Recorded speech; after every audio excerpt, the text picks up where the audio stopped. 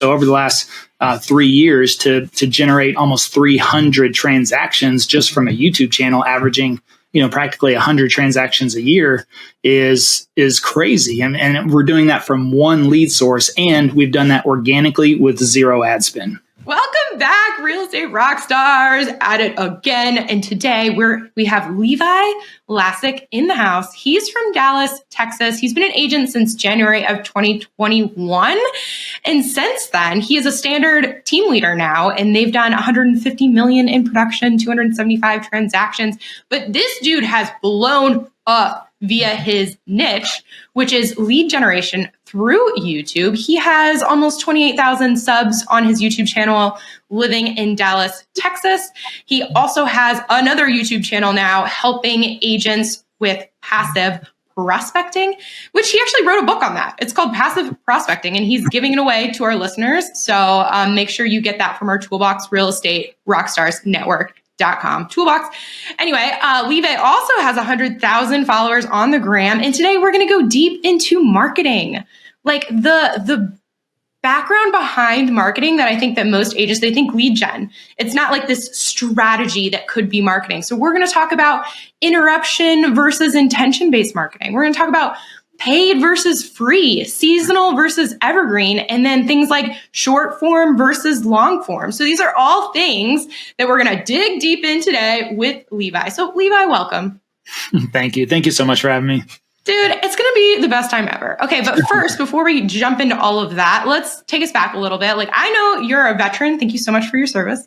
But let's a little bit more about you. Who are you, Levi? Hit us.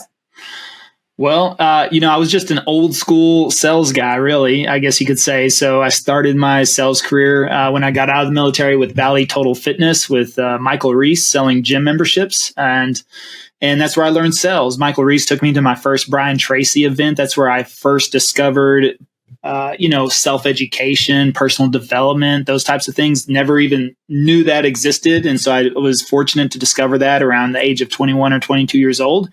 And since then, I've just become an avid learner and consumer of, sales material. I never really knew what I wanted to be whenever I grew up, but whenever I got into sales, it was just something that I loved and I just kind of gravitated. So that's where my career went. I was going to get in real estate back then around 2002, 2004, whenever Reese did, but I was still in the reserves. I ended up getting deployed. And I spent the next 18 months over in 12 months of that in Iraq. 6 months of that was training and leading up to everything before heading over there. Whenever I got back, I really didn't want to be a real estate agent. I realized after I was in combat for 12 months, I was like, I don't know if I really want to be an agent, So I just came back, got into another sales job. I sold cell phones at Costco. So if you ever been inside Costco and you see that cell phone booth over there stuffed off in the clothes section or the electronics section? I mean, I used to sell cell phones there back in like 2006. And whenever cell phones were really, really cool. So iPhone wasn't even out at that time. So damn, you're old. No, just kidding. Yeah, exactly. This is pre-iPhone. So, and the funny thing was I did that I got recruited to a pharmaceutical company because of my sales skills there, did very well there. And then I got really sick. And by the time I was 33 years old, I became completely disabled and bedridden because of a digestive disease that I picked up in Iraq, which was 8 years earlier. But it just kind of snowballed over the course of time. And all of a sudden I found myself dying from a digestive disease at 33. And so that's something that I don't think a lot of us ever consider or even think about unless you've had a friend or a family member, or maybe you've experienced a serious health issue on your own. But, in our early age, we think we're invincible. Nothing's ever going to happen. And then that happened. And that's so I lost my job because I wasn't able to come back to work. I wasn't physically able to do that. And this took me out for 3 months, 3 solid months. And then that's whenever I started my first business, financial services, started helping teachers with retirement planning. And I thought this was the best business in the world because I worked Monday through Friday, worked with teachers at schools, I had all the teacher holidays. So I worked really about 8 months of the year, but I had about 5 times the teacher's salary. So I was living my best life, traveling the world, went to 24 countries. And then 2020 came around and the world shut down, right? So school shut down and travel shut down. So all of a sudden I was there, and now I'm 41 years old going, okay, how do I start over without starting over? Especially how do I start over in the middle of a global shutdown? Like nobody's going to hire you. I didn't want a job anyways, but what business would I start? What would I get into? Because I had no idea would schools ever open back up. Nobody's really interested in investing at that time. They're looking at taking money out of their retirement accounts. So all that just led up to Reese, my good friend Michael Reese, came back to me and was still trying to get me into real estate after 20 years, which we've been friends the whole time. And I was like, well, I still don't want to be a real estate agent. So I started to do a lot of research over 2020 to figure out, first of all, how not to be a real estate agent. So I started investing money in other things. Like I bought into a couple of Amazon stores. I bought into some mentorships. I bought some investment courses because I thought, if I'm going to get into real estate full time, why not be an investor, right? Instead of an agent. They're so much cooler than agents, right?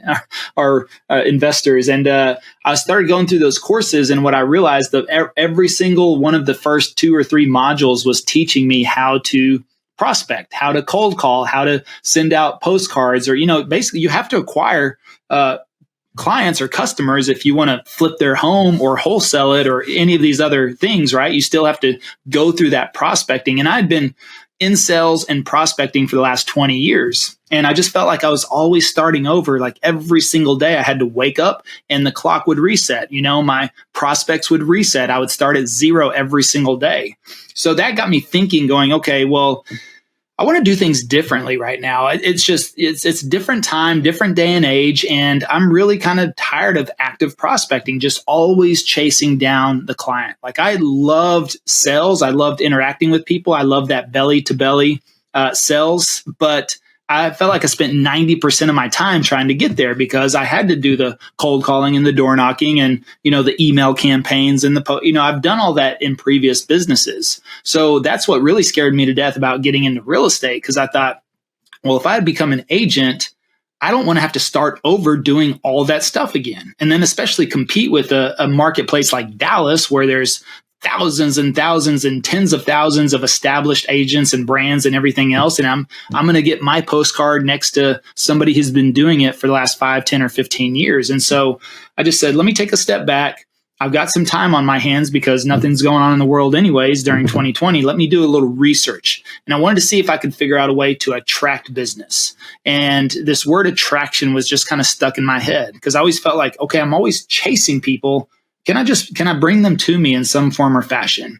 And I figured that would probably be through social media, but I wasn't sure which platform. I wanted to see if I could figure out one platform because I think that's a big mistake people make starting out is somebody tells them, okay, congratulations, you're an agent now. Make sure you open up every single a Facebook business account, an Instagram, a TikTok, a YouTube. You got to be everywhere, right? That's what they tell you if you want to generate business. But what happens is I think you get distracted or you end up spending 20% of your time across 5 different platforms and you never truly understand or master one platform. So I just figured, you know what? If I'm going to go down that social route, if I want to try to attract business, I need to find one platform, focus on that. And then I do believe too, if you become very proficient at one platform, it's a lot easier to branch off into the other platforms than it is to try to start 5 at one time.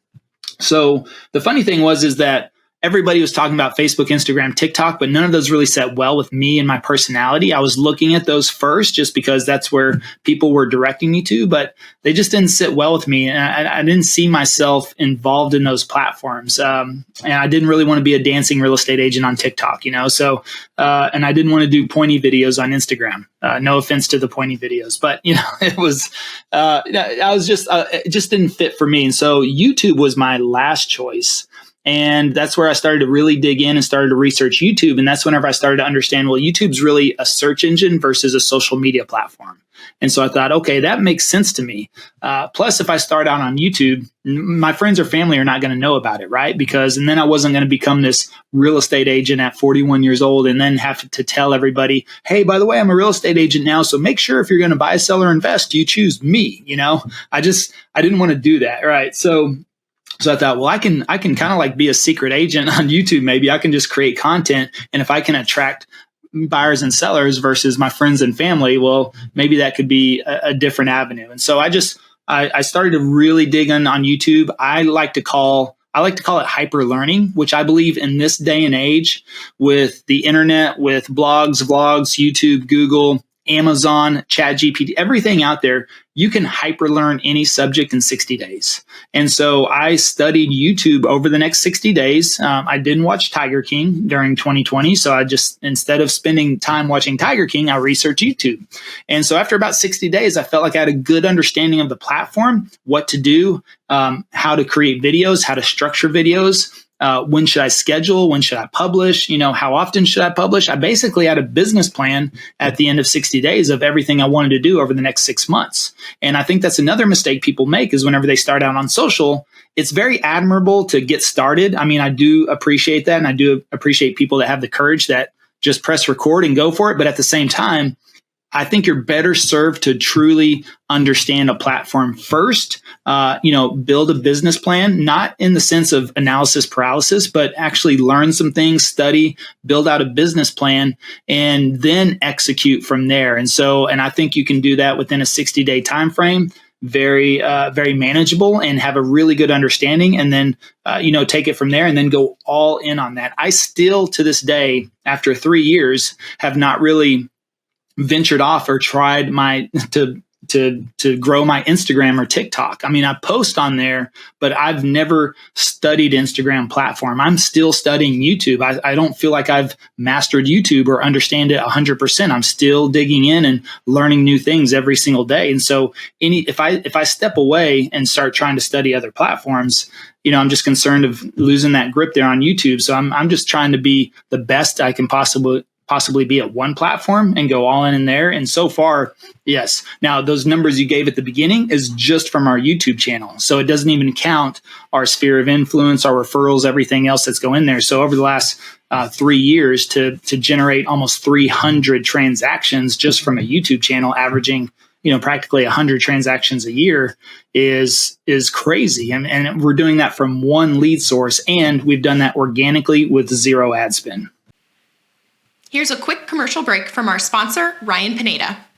If you are trying to grow your real estate investing business, then you need to join us at Wealthy Investor. If you have no idea what Wealthy Investor is, it is our coaching program and community. We have helped thousands of students worldwide grow their business. Now, it doesn't matter if you're just getting started and you're trying to get that first deal. We can help you do that. If you're trying to scale your business and go from a few deals a year to a few deals a month, or even 7 figures a year, we can help you do that too. In fact, last year alone, we had over 30 students do over $1 million in revenue. And I'd love for you to be the next one. So it's pretty simple. If you're trying to grow your business and wholesale more homes or flip more homes or buy more rental properties, then you need to go to wealthyinvestor.com and book a free call with our team. It's super simple. We'll go on a strategy call with you and figure out how we can help you grow according to your needs. So all you got to do is go to wealthyinvestor.com, book the free call with the team, and we'll see you there.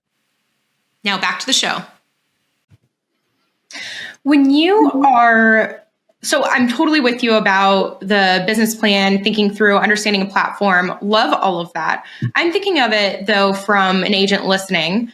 Did you know already a pinpointed target audience? Did you have a specific outcome you were looking for as you were planning out your 6 months business plan? Because you already mentioned that you didn't want to be a real estate agent.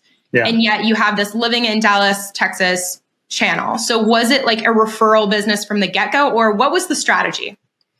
No, the strategy was the fact that I knew nothing about being a real estate agent. And as I dug in more and more and learned more about YouTube, and I started to look at search results and what people were actually searching, and I started to find that the suburbs around Dallas had high search volume, actually 10 times the search volume that it had on Google.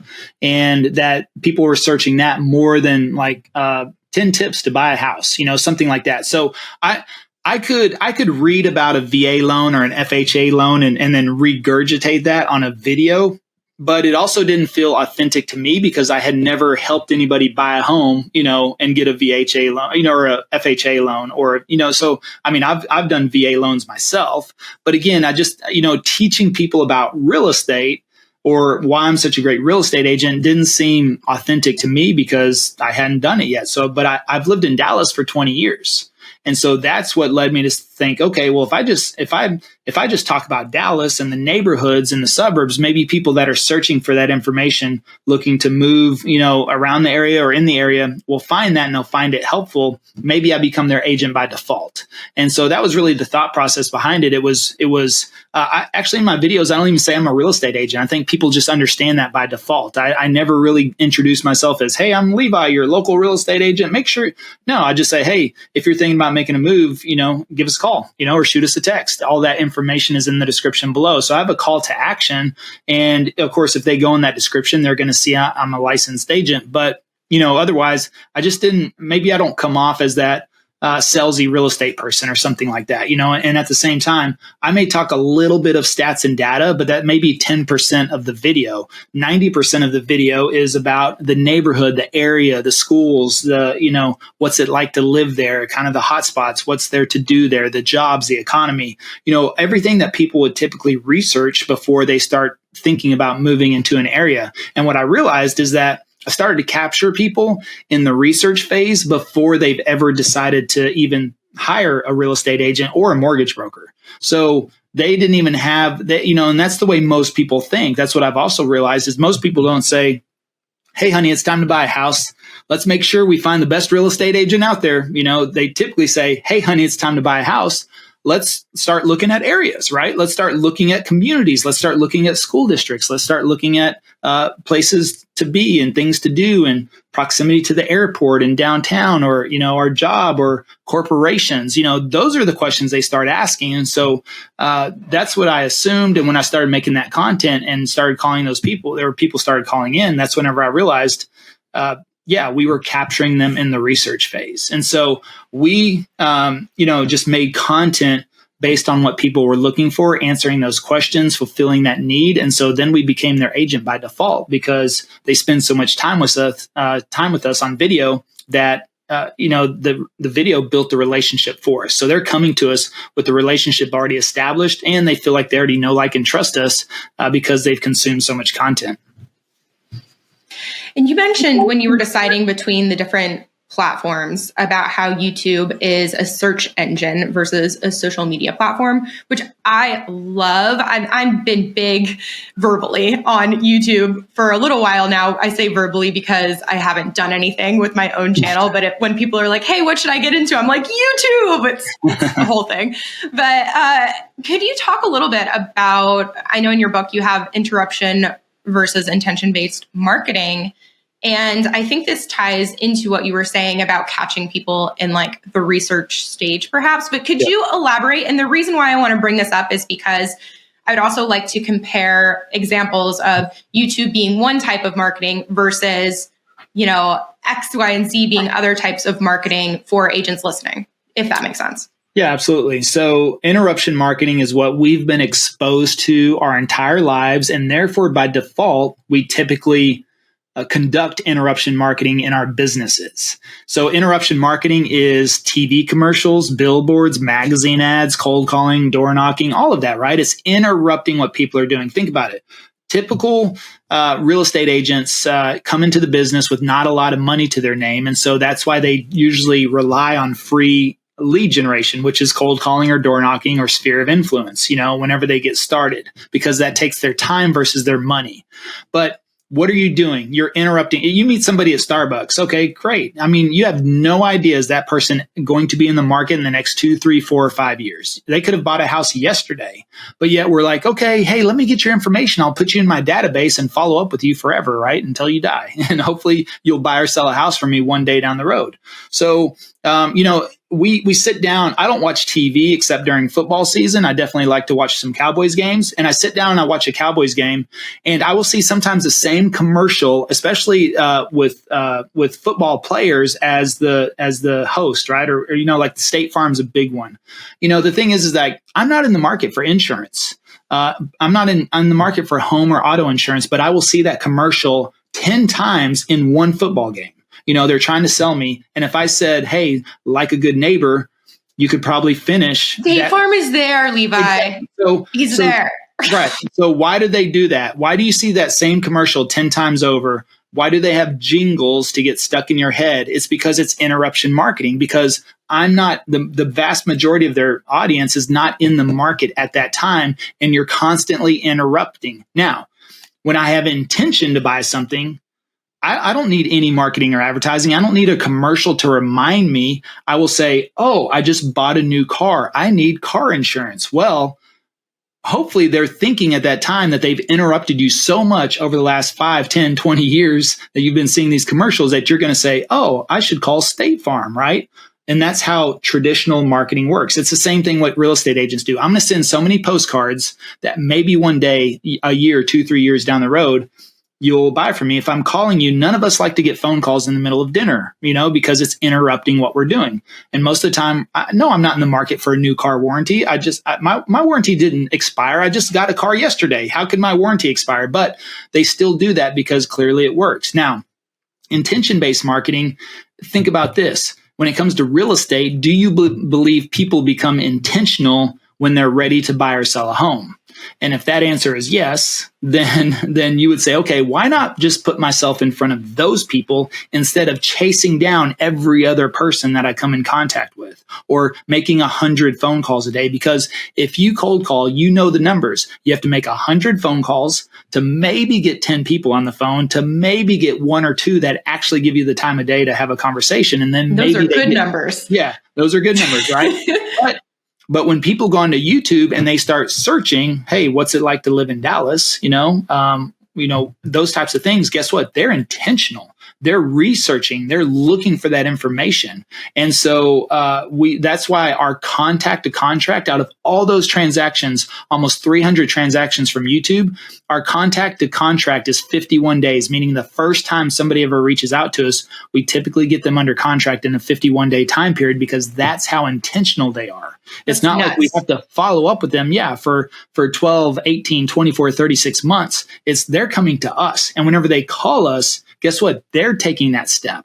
They're being intentional. They're saying, hey, I'm looking to move in the next 30, 60, 90 days, and all your videos were really helpful. Therefore, I'd like to use you. So we're just putting out the content on a platform where people start to search and research, and then they find the videos on their own, click the videos on their own, watch the videos on their own. So it feels like they're the ones making these decisions for themselves. And so that's why they go, well, shoot, I got so much value already from Levi. I might as well give them a call, and they can help us. They'll help us buy a home.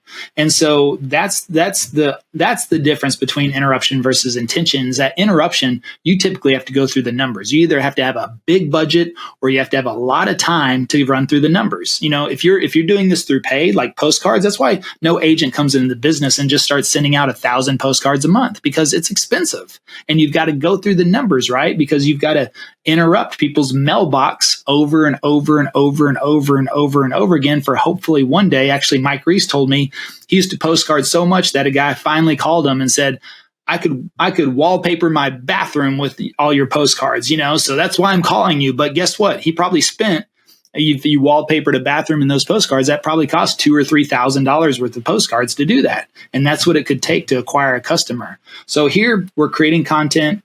Only takes our time. We can upload it onto YouTube for free. So that doesn't cost us any money. And then we sit back and we make more content. Every time we make more and more content, then that gives us more opportunities to be found. Real quick, as you likely know, the 2024 Real Estate Rockstars Mastermind is sold out. But if one of your preferred vendors is looking for marketing opportunities, we are looking for sponsors. We would love to get their name and business out to 80 highly motivated real estate agents from across the country. Know someone who'd be interested? Go to realestaterockstarsnetwork.com and shoot us a quick email for more information. Thanks so much. Back to the show.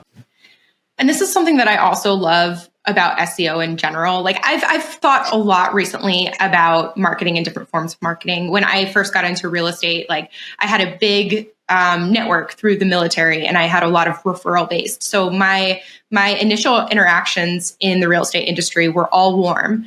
They were all people who were like, Shelby's amazing. You have to. And so like, I never had to sell. And then it wasn't until my husband did a bunch of like direct to seller marketing, because we were doing a bunch of flips, a year or two ago. And people, when it's cold, when it's interruption and it's cold outreach, those are just such completely different conversations. And all of a sudden I was like, oh my gosh, they don't want to work. They hang up on you. They, yell at you, all of these different things.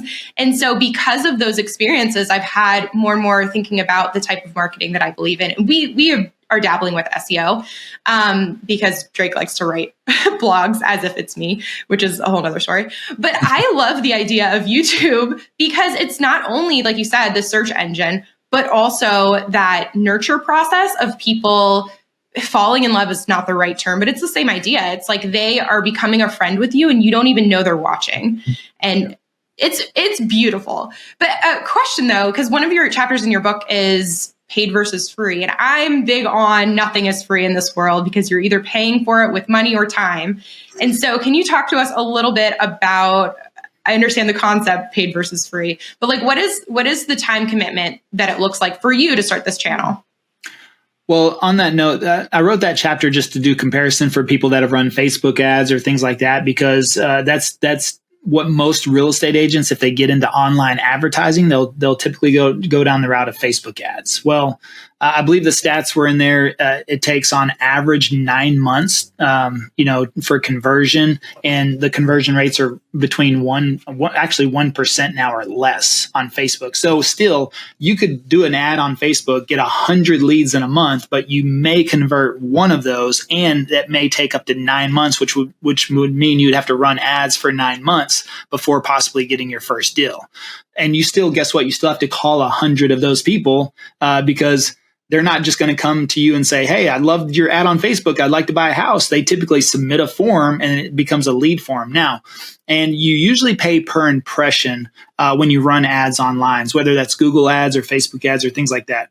So far, YouTube has given us almost 40 million impressions for free on our channel. That means an impression on YouTube is considered whenever they leave your thumbnail up on somebody's screen longer than 1 second, because their eyes are able to process that image. So that means not if somebody's just scrolling around all over the place or really super fast. It's like if they stop and they have a chance to process your image, that's an impression according to YouTube. Well, YouTube's put us in front of almost 40 million people for free, at least 40 million eyeballs. Some of those impressions could be the same people. Now, if you paid a penny per impression on any other platform, that would have cost you $400,000 in marketing alone to do that. And guess what? If you post on Facebook, I don't care if you have 5,000, 10,000 friends, how many people actually see that? Like 5 or 10? I mean, most of the time your mom doesn't even see your post on Facebook, right? Because they're paid to play. Where YouTube is a free platform, YouTube doesn't push your videos to the viewer. YouTube pulls videos for the viewers. So they know that viewer so well that they're going to pull the videos that they believe will best match that person's watching, criteria, because that's what they want. You go onto Facebook, Facebook's not going to do that. If I search, I'm not going to go back to in your Facebook feed and see what videos you posted 6 months ago. I'm not going to search on Facebook for anything to solve my problems. It's just not going to happen. So that's the big difference on there. And YouTube's pushing out our content for free. Does it take our time? Well, not really. That's another concept, is taking time versus making time. I don't believe YouTube takes time. I believe it makes you time. So I give you a couple of different concepts there, which is number one, if it takes me 30 minutes to make a video, because I'm able to track all the analytics and data through YouTube, if I know the watch time. So to me, if that video has been watched 31 minutes, I've profited 1 minute of my time, which means yes, I invested 30 minutes of my time, but now the consumer has watched 31 minutes. So I feel like I've gotten that time back and I've profited. Now, one video, for example, I share, was watched over 12,000 hours. If you broke that down in 24 hours in a day, that would be equivalent to like 1.34 years. So for me to make a 30-minute investment of my time and get 1.34 years worth of prospecting is the way I look at it. And that's the whole reason we call this passive prospecting, is because I create one video asset. It goes to work for me, not just making time, but really in a compounding time. And that's another concept in the book. Another principle that is really my favorite is the compound return of your time. You see, we all love the idea of compound interest, right? We all love the idea of passive income. But what does it take to build up to those things? Well, it takes time, right? And it's a compound effect. Well, I don't know anything else. Like if I cold call for 2 hours a day, I can't really tell you what's the direct return of my time for those 2 hours. As far as I know, I just gave up 2 hours for 2 hours. And I do know if I stop cold calling, my lead generation stops. If I stop cold calling, nobody's calling for me afterwards. But if I actually made a video and I make it in 30 minutes and then post it, and now it's been watched, like last year, our channel was watched 104,600 hours. You divide that by 24 hours in a day, that's equivalent to almost 12 years worth of prospecting. So that is a compound return, in my opinion. And if I even took it a step further and we did that division by 2 hours a day, if you were calling 2 hours a day, my channel was watched equivalent 143 years, which would mean you would have to make phone calls for 143 years to match what my channel was watched last year in a 1 year time frame. So that is passive prospecting. And if you've ever said, well, I just wish there was more of me, well, make a video and now you've got an extra one of you. Make 2 videos and you've got 2 of you. Make 3 videos and you got 3 of you out there prospecting for you on your behalf. So maybe you don't need a sales team. Maybe you don't need a team to go out there and pass out flyers for you, an ISA team to make calls. You just need to make videos and you're duplicating yourself, and that's a way that you're going to generate more business and leverage yourself, because that's what's allowed me to step out of production really after one house. That's the funny thing, is that whoever's listening to this now will either love me or hate me for that. They'll be like, wait a second, I've been trying to get out of production for 20 years. Well, if you haven't been able to do that and you want to do that, the only way to do that is through leverage, either leveraging people, processes, systems, or money in one form or fashion. Well, YouTube is, in my opinion, the best way to leverage your prospecting. And therefore that could easily free up 2 hours of your day every single day, because I could make a week's worth of content in 2 hours. And so that could serve me for the whole week, maybe even 2 weeks, depending on how fast and proficient I get, which now I can make videos very fast, very proficiently, and because I'm better at it. And so that gets better with time. And so video is the least amount of time I spend in my business this day and age, but it actually gives me the biggest return. I was going to ask you about that because, 30 minutes to make a video. I think I mentioned it in this podcast. I don't know. My days will blur. I dabbled with a YouTube video, YouTube channel back in 2021, The Shelby Show, if you guys want to see how much fun that was.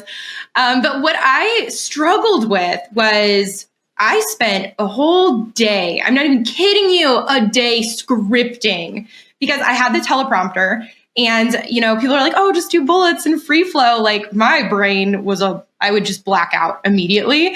And so I would spend this entire day scripting. And then before going to record, I would, go through a whole freak out process, maybe take a shot of Fireball, run around the house, then try to record. It wasn't 30 minutes. It wasn't knocking it out. So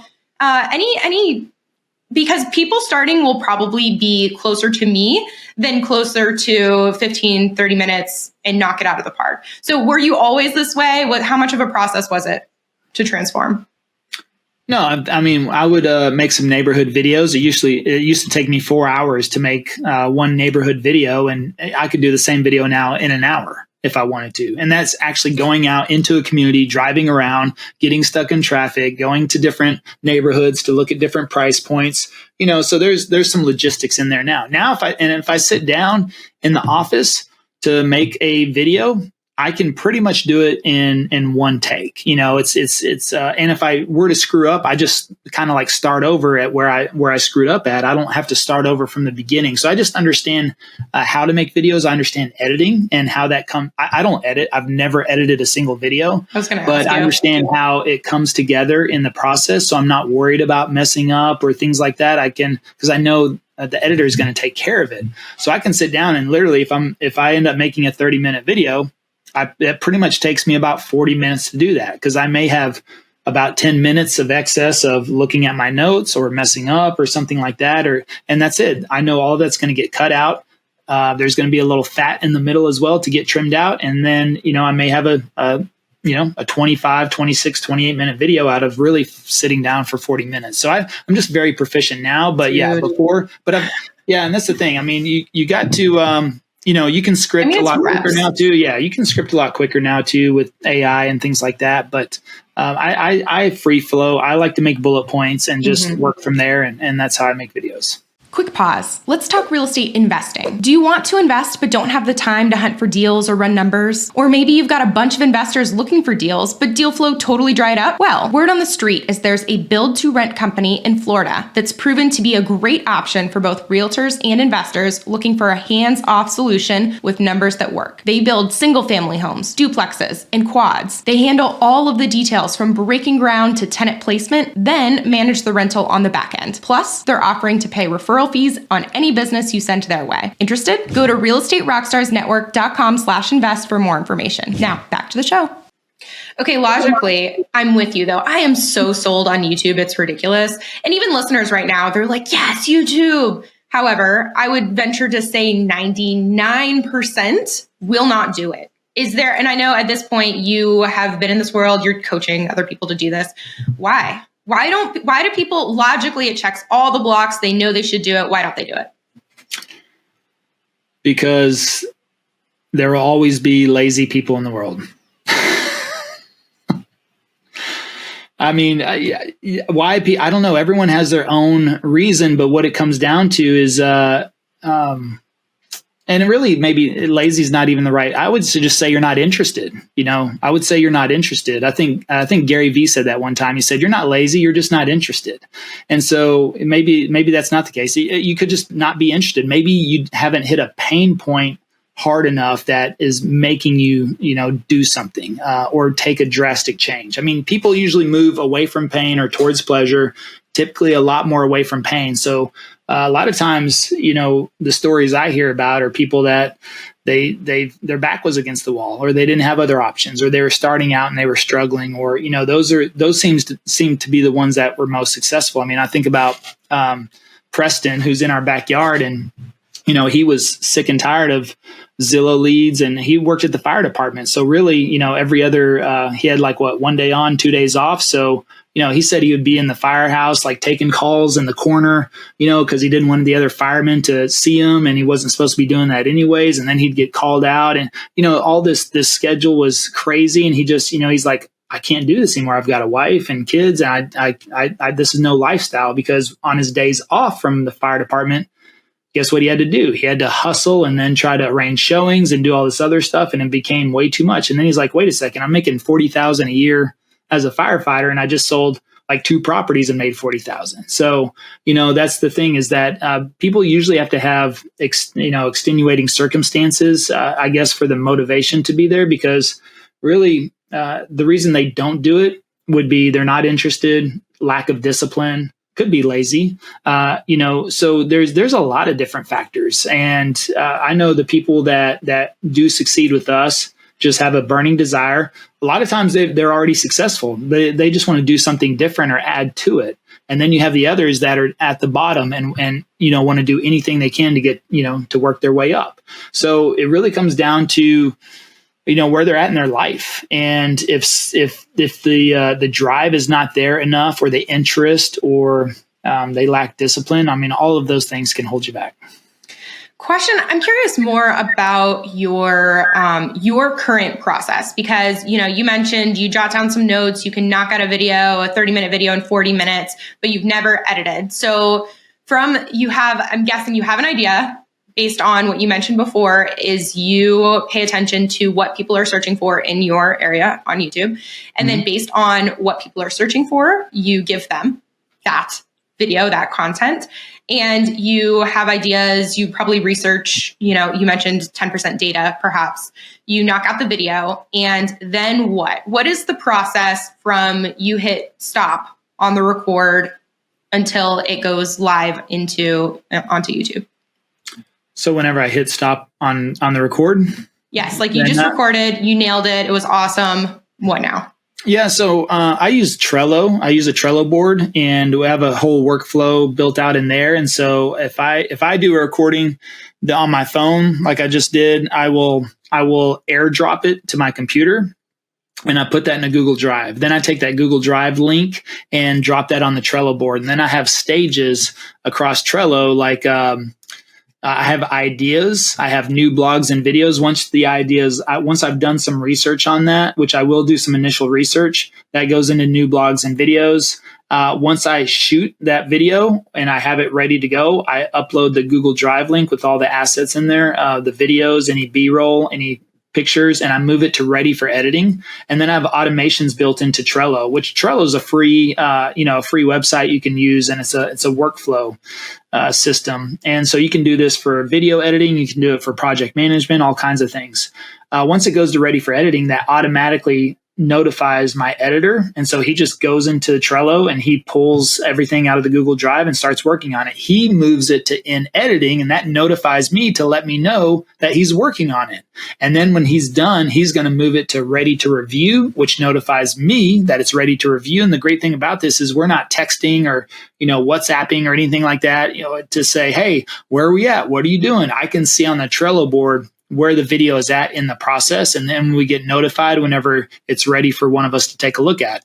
Once I review that video, if I approve, if there's corrections, I move it back to in editing and I'll make my notes. He'll go back in there and it notifies him. And so he'll go and fix those, and then he'll move it back to ready for review.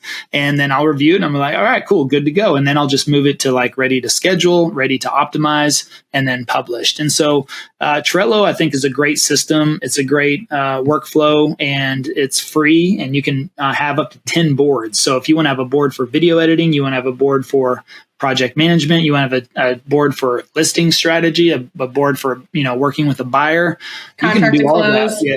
Yep, totally. that, yeah. Dude, yeah, Trello's awesome. Okay, so editing, do you use like Vid Pros, or do you use like who's your editor? You don't need to name the person, but is it like someone you found on Fiverr? Where did that come from? Well, we have a video editing agency now, so we have all of our own people. Yeah.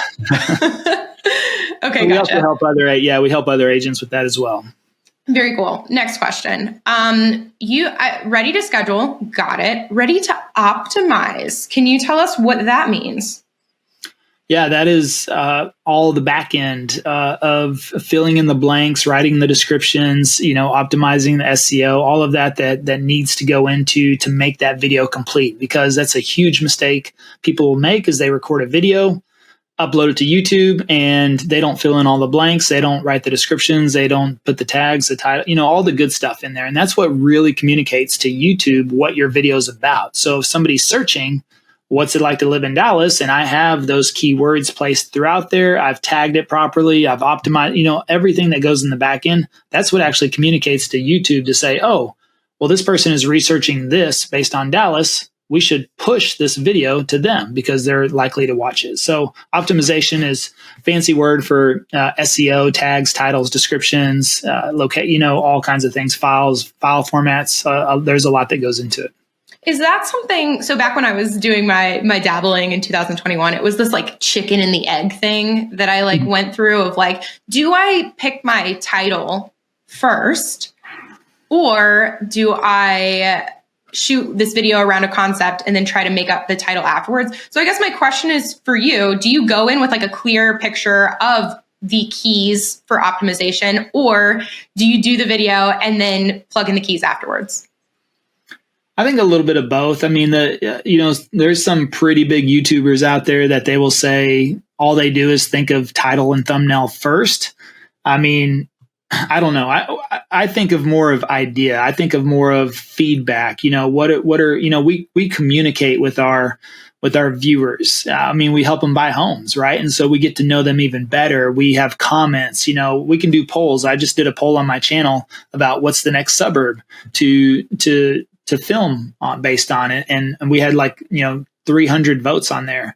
So I got a good idea of what's the next one I can make. So I'll make a video on that. And then from there, I typically think of how do we capitalize on the title and thumbnail from the video. So for me, it's about covering areas. What's most searched? What's the buzz? Where's the new community? Those types of things that I think will better serve the client, and then we'll figure out a good title and thumbnail from there. Do you test multiple thumbnails? Yes. How many? Maybe 2 to 4 at the most. Yeah. Okay, gotcha. That's usually usually 2 or 3. I mean, at least 2 on each video, but we might go a third or fourth. It just depends. Yeah. Dude, that is so interesting. That's something I'm a fangirl of the Diary of the CEO podcast. Have you heard of it? Have you listened to it? Yeah. Yeah. And so they did some video recently about like the making of the podcast. And they were talking about, they tested 100 thumbnails. And I was like, what? And so that's kind of my thing now, where it's like, I'm looking at your channel, which it looks awesome. Like every thumbnail on there, I want to click. Guys, if you are listening, you need to go check it out. Living in Dallas, Texas. And so my instinct now is like, how many thumbnails? Because each one takes time and effort to create. Like it's a whole production. And then how many behind the scenes? And really what I'm getting to is it is not a light. I mean, absolutely make the video, get it out there. But like, if you want to be excellent, as with anything, it's a lot of work that goes into it. No? Yeah. So I'm just looking, I just logged in. So on one page, I have 20. There's, it shows like the last 20 of my A/B test on one page. And I have at least 19 pages of, when you scroll down at the bottom. So that means 19 pages of 20. So what is that?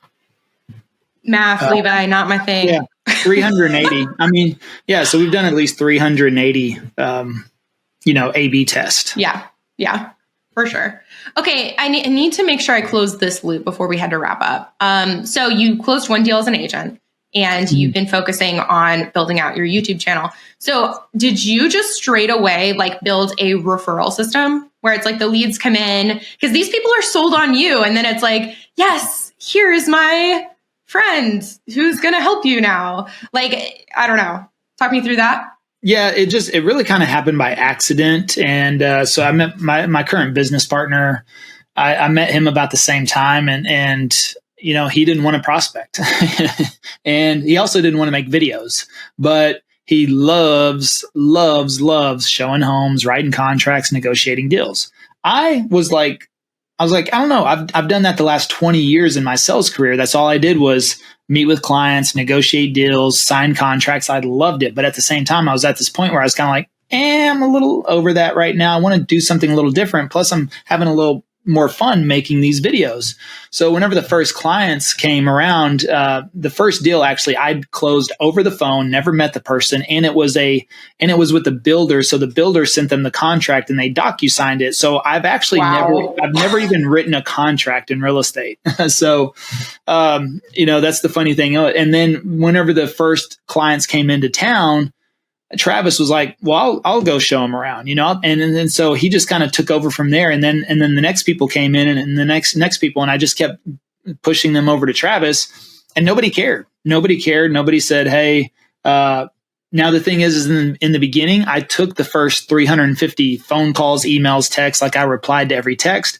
I got everybody on the phone. I met them on Zoom. I did all of that to understand the process. But after the first year, then I stepped out of that and then passed it on to team members, or to, we got a client care manager to start answering those calls and then assigning them to agents. And we actually grew even more and more. So nobody has ever raised a stink about it. They're actually happy to just be working with the team. What I also found out in those first 350 calls is that most people were surprised I was even answering the phone. They were surprised they were even talking to me in the first place. They were already expecting to talk to a team member. It's just like, how many people bank at Chase Bank right now, and not a single person goes in and expects to talk to JP Morgan, right? I do. Yeah, right. Well, he's been long gone for a little while. So, they're there for the brand, the experience, the reputation. And, I bank with Chase just because, they treat me well. It seems easy. It's convenient, blah, blah, blah. Well, the same thing. We've provided them so much value. They know if they're a part of my team, they assume that they're going to be a good agent and take care of them, and they do. So that hasn't been a problem, and it just kind of happened that way. It wasn't like I got into this planning. Okay, I'm never going to open a door. This is part of my evil plan. I didn't see. I was prepared to do it, and I figured I was going to have to do it. It just was perfect timing, and then from there, after the first year, I was just, well, why should I? Why do I really have to go out and open doors and write contracts and negotiate, or do I just keep making videos? And so I just kept making videos, and that's so really. I mean, I wouldn't even say I'm an agent. I have a real estate license. That's what I would say. And yes, I've pretty much have referred. The way you see that is I've referred every single one of those clients to now our own team, ideally, but that's what I am. I'm a lead generating referral agent, really, is what it comes down to. Dope. Okay. And guys, listening to this, I know you have a million more questions for Levi, as I do too. I can keep him on for a long time. But luckily for us, he provided his book, that passive prospecting book. So make sure you go to realestaterockstarsnetwork.com to our toolbox and get it. You can download it there.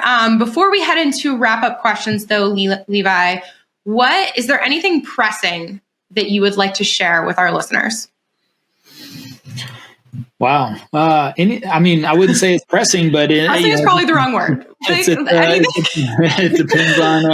depends on where you're at in your life and your business. I mean, I think now if you start YouTube, it's going to be a little bit more of a challenge, but we've done over 1 million in commissions this year alone, just from our YouTube channel. And we've had over 7.5 interest rates the entire time. So how many of you would love to have, 1 million in GCI from one lead source in this type of market when people say nobody's buying or selling, the thing is that if you start right now, probably it's going to take a little bit longer because of the market conditions, but you want to be prepared. Come 2024, if interest rates drop to 6.5% is going to seem like a steal next year. If interest rates drop to 6.5%, now the year before that seemed like out of completely absurd 6.5%, but now that's going to seem like a deal. And I think you're going to see a lot of people come back into the market if we drop to 6.5%, and the people with the most content or the established content or the most visible agent is going to win. So you want to start building that up now. And you know what? You may not get a deal from YouTube for the next 2, 3, 4, 5, maybe 6 months, but you want to be positioned with all those videos and continually creating content and be a well-oiled machine at that time too. So whenever people do come back into the market, even though they've been in the market the whole time for us, you want to be in that position to do that. Damn right. Okay. Levi, wrap-up question number 1. What is something cool that you've learned recently, whether that be in your life, your business, real estate, whatever? Well, I mean, I'm learning more and more about my health, and I've been a huge health advocate ever since I got sick. I was able to recover from that 100% natural with no medication or surgery, and that wasn't the case, the path I was headed down. But since 2013, I've been medication free. I've never even taken an Advil in the last 10 years. And I'm still learning more. I actually just got back results today I did one of the complete body Viome test, and that's where they do saliva, blood, and stool samples. So it's interesting whenever they measure all those types of things, what they can tell about you. And so I was reading through a little bit about this morning, and I realized some areas in my health, even though I feel the best shape I've ever been in, it tells me a little bit more. Last year, I did a gene test, so I knew to figure out what my genetics were, so I would take the right supplementation instead of just taking 10, 20 supplements a day just because everyone says you should. I'm on the right supplements for my genes, and now doing these types of tests, you just keep learning a little bit more and more. So I think health is far more important than anything else other than your faith. And, you have your faith, then your health, and then you're going to be able to take care of yourself and your family and people from there. But you have to focus on your health, because if you don't have your health, You can't have your wealth. And if you don't have your wealth, it's going to be very difficult to take care of your family. And so, you have to take care of yourself first when it comes to health. Ugh, I love that answer, Levi. I'm such a health kick person, truly, between like the sleep and what you put in your body, not just food wise, but also like intaking of content and those around you and all of the little things. So I feel like, because now I want to go on a whole nother podcast of asking you like what you eat, what you drink, what are the things that you've learned. So maybe we'll do a round two. Actually, listeners, if you think that would be cool, if you'd be interested in like a deep dive into health and wellness and all of those things, let me know because I would like to do it. But Levi, because in the sake of time, next question, what events are you going to in the next 12 months? I'll be speaking in Cabo in March and then probably Vid Summit in September. So I went to this year, I was at, I think at least between 25 to 30 conferences, and I spoke at most of those. And this year, 2024, actually, I have hardly anything on the books as of right now because I want to peel back. The last 2 years and the year before that, I was at about 25 conferences. So I've been to about between 50, 55 conferences over the last 2 years. Now, that was strategic. That was intentional. It was to brand build. It was to get the message out. And I got invited a lot of those places. So I didn't say no. And so this year, I want to refocus back on my health. And here's the other thing. I think that's where my health probably, I still maintain whenever I go out of town, but when you're jumping time zone to time zone, hotel to hotel breakfast to, I'm not a big drinker, but, even just 1 or 2 drinks with people at night at the hotel or, at the happy hour here, it all adds up. And so I committed to actually 2024 to kind of scale back. But I will be speaking in Cabo, Mexico at a real estate event. I'll go to Vid Summit. And this is what I recommend for people based on your budget. You need to go to at least one real estate conference and one skill-based conference. So if you want to improve in sales, you want to improve in video like us, you want to improve in,